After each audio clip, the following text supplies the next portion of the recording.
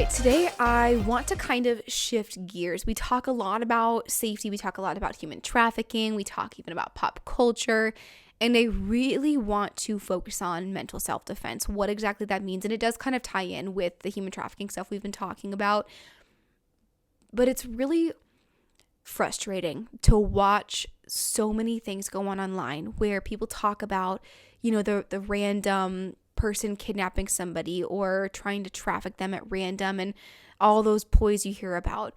Now, obviously, there are cases where that does happen, but a lot of people focus all of their attention on those things. And I think it's really important to remember that that's not the majority of cases. When it comes to things like domestic violence or kidnappings or human trafficking, sexual assault, you are most at risk around the people that you know. That is why mental self-defense is so critical, and I want to kind of break down some of this today. Now, with mental self-defense, we not only talk about building self-esteem and sensing people's intentions, but we talk about how to get out of uncomfortable situations.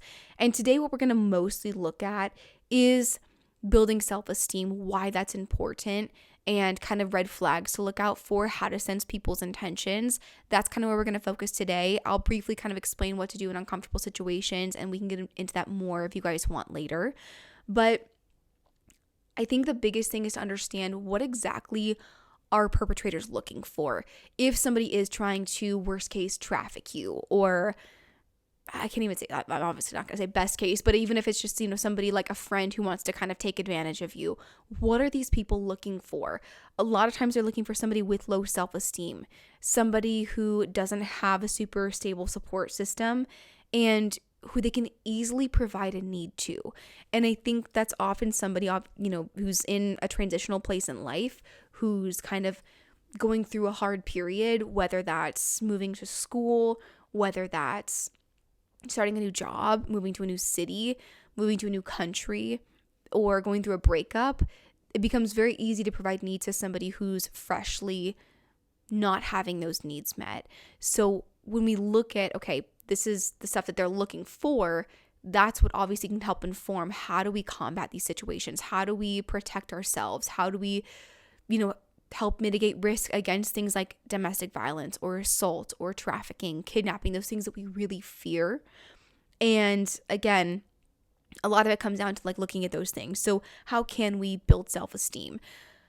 I think the biggest thing for me that's helped with building self-esteem is being really real and honest about who I am. What are my strengths? What are my weaknesses? What do I like? What do I not like? That way, when people point those things out in me, it's not jarring. It's not something that takes me by surprise because I'm already very aware and I know myself very well. I also know that I'm not set in who and how I am right now. I'm constantly evolving and trying to be better. So if there's something that I'm not always the best about, I've talked about how people would talk about how I overthink. And it used to be something that I was insecure about. I hated that about myself. But I learned how to channel it in a productive manner and to kind of look at it as almost like a superpower instead of looking at it as this thing of you're too sensitive or you think too much or, whatever I was made to feel. And then once being aware of that too, it helps you understand what are my boundaries? If I know that I am somebody who doesn't love to go out, which isn't fully the case, but let's say I'm not somebody who, I don't like to go out. I don't really like to go, drink a lot. That's just not something I'm super interested in. Then I know that when there are people that come into my life that do a lot of that, I can set boundaries easily because I'm comfortable within that in myself. And I don't care if people judge that about me. So I think that really does, knowing yourself helps inform where your boundaries are and helps you be better at setting them because you're confident in those things that make you you.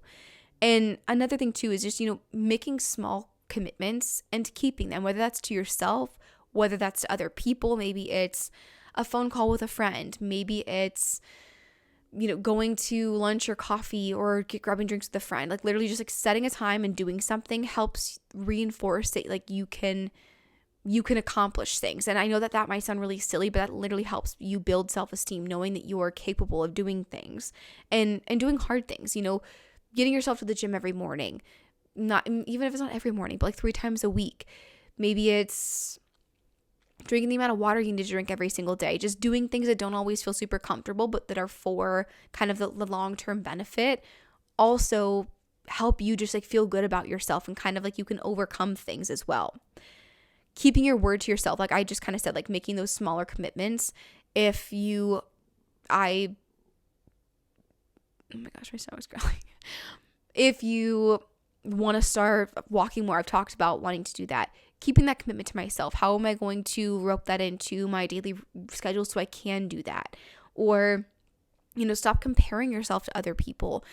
And I think that rather than just telling yourself I'm going to stop comparing myself, it's making sure that you are blocking some of those channels where you do compare yourself. If there's somebody who tends to be kind of competitive and they start comparing and it brings that out in you, maybe just like making space for people that don't do that as much, where it kind of limits your access to that person. Or if you do it a lot online, muting people, blocking people, unfollowing people as you need to. And, maybe it's not creating more drama for yourself and like just blocking everybody, but, you can mute people, you can restrict their access to you so you're not feeling that need to kind of compare yourself. That can also really help build self-esteem. And the more you can start picking up on these things or setting boundaries and having those mini confrontations when you need to set a boundary or saying no and protecting your peace, that can help you so much with mental self-defense, because people know that you're not going to tolerate bullshit. When you know what you deserve, you know who you are, you're good at setting boundaries, you can suss out people that just aren't for you. It really does help protect you and make sure that you have people in your support system that want the best for you and that like know what that is too. And building a stable support system, I think that being realistic about this too and understanding that like that doesn't mean that you need to have a whole network of 15 different friends that you can go to about things. Like 1 to 2 people that you really feel emotionally safe with and trust is critical, and knowing what it looks like to be emotionally safe with somebody who's not invalidating you, somebody who's not making it about themselves, somebody who's making you feel down about, like, if you feel negatively about something or you need to open up to someone, watching out for controlling behavior, just making sure that the people that are in your circle make you feel emotionally safe and they're people that you can actually turn to. And looking, not just to have the people that like you feel that emotional safeness with, but people you also can look up to. Somebody that can be a mentor to you, somebody who, even if it's just a friend, but like you want to be better about working out, and there's somebody that's going to the gym often and they eat really well and it helps motivate you, and it's kind of like a mentor in a certain area of your life, having those kinds of friends as well. And even people that, maybe if you need like professional support, whether that's like a therapist or whatever it is, and that might be, through phases in your life, and that's completely fine. I think it's also good to have people that are in just close proximity to you, and like somebody like a roommate or a sibling, something of that sort too. So knowing kind of how you're going to build up your support system, and then knowing how to suss out who's the right people and the wrong people for you. And I think a lot of times we get really caught up, and especially like in college or when we're younger, getting caught up in that chemistry with people and the excitement and wanting to, have that kind of like fast gratification with somebody. And even especially in relationships too, like you hit it off and you're really attracted to them, but maybe they don't make you feel super emotionally safe and they do put you down and they're very controlling. Really look for that consistency. Did this person always show up for me? Are they, for the most part, there's not these really high highs and really low lows in this relationship where I have to almost like survive these lows in order to enjoy these crazy high highs of everything as well. And to kind of test this, start off by just sharing like small minor things with somebody, and that it doesn't have to be something that's like super personal. It can just be a preference or something that happened today, and see what they do with that information. Are they supportive? Do they repeat it to other people? Do they put you down? Do they try to make it about themselves and just talk about them and kind of, disengage from maybe if you're like looking for advice on something? And just be really mindful of that, and somebody that wants to genuinely respect your independence. If somebody's trying to make you dependent on them, or they don't like it when you go out to do things, you set boundaries, or you say that you're not available and they're upset because you said no to them and they push past boundaries that you set, or they don't like it when you have friends because it feels like they don't have control over you, be really mindful of those things. And a lot of times your body's going to tell you that like something's not fully right here. And again, this could just be a friend who's looking to be controlling, but it's also a big factor in trafficking is them trying to isolate you from your support system. So it could be something, oh my gosh, where your life isn't in jeopardy, or it could be something where it could be more serious. So it's just really important to be very mindful of building that self-esteem, building a stable support system, and kind of knowing those right and wrong people. And then also knowing who's meeting your needs. Again, people look to provide a need to you, so you trust them. And so you become kind of dependent on them when they don't have good intentions. So just keeping track, like who is, okay, I need a job. Who is meeting that need for me? Where am I working? How does that person make me feel? If I feel like I owe somebody something for the fact that they're employing me, that's a little off, right? This is already a mutually beneficial relationship. I provide a service, they pay me. If I feel like I owe them extra, or like I'm not getting paid on time, or I'm getting like these weird punishments for not doing work even though I am doing the work, those little things, or they're holding my passport or my ID, this could be like forced labor, right? Just understanding who is meeting the needs for you, who's meeting your love needs, your belonging needs, and just constantly keeping intel, and if you do find that you're in a situation that doesn't feel right, distancing yourself. And if you need help doing that, please reach out. Whether that you need resources from me, whether you need professional resources and you have those available, please reach out, because again, these things could be something that isn't life-threatening, like a friend that's just kind of controlling or takes advantage of you, to something that is a lot more dire and is a scary situation, like a trafficking situation. Some other red flags I want to quickly cover that something could be more extreme too is love bombing. Traffickers, this is something they use in even like DV situations. This is something that people can use in SA situations, also something they can use.